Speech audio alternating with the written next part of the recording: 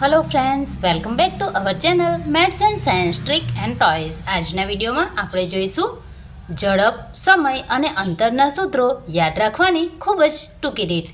તો આપણે આ પ્રવૃત્તિ એક ત્રિકોણ દ્વારા સમજીશું।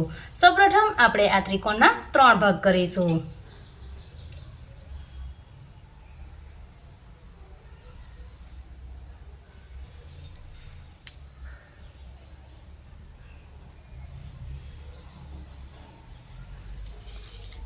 અહીં ઉપરના ભાગમાં આપણે લખીશું અંતર, અહીં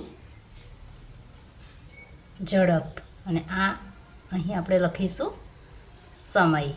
તો સૌપ્રથમ આપણે ઝડપનું સૂત્ર લખીશું।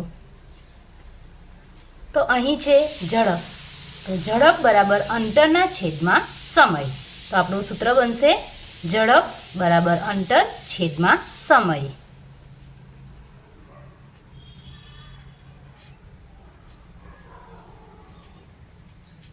ત્યારબાદ આપણે બીજું સૂત્ર લખીશું। બીજું સૂત્ર લઈશું આપણે સમયનું। તો અહીં સમયને આ પ્રકારે દબાવી દઈશું, એટલે કે આપણે સમયનું સૂત્ર લખીશું સમય બરાબર અંતરના છેદમાં ઝડપ।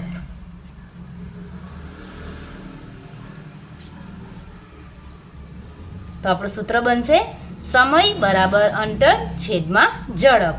હવે આપણે ત્રીજું સૂત્ર લખીશું અંતરનું। તો અહીં થશે અંતર બરાબર ઝડપ છે ગુણ્યા સમય। અહીં બંને બાજુમાં છે માટે ગુણાકાર કરીશું। તો અહીં અંતર બરાબર થશે ઝડપ ગુણ્યા સમય। તો આ ટૂંકી રીત દ્વારા આપણે ઝડપ, સમય અને અંતરના સૂત્રને ખૂબ જ સરળ રીતે યાદ રાખી શકીએ છીએ। જો મિત્રો તમને આ વિડીયો ગમ્યો હોય તો મિત્રોમાં શેર કરશો, ચેનલને સબસ્ક્રાઈબ કરી બાજુમાં રહેલ બેલ આઇકોન પર જરૂરથી ક્લિક કરશો, જેથી નવા વિડીયોની નોટિફિકેશન તમને ખૂબ જ ઝડપથી મળી રહે। Thank you.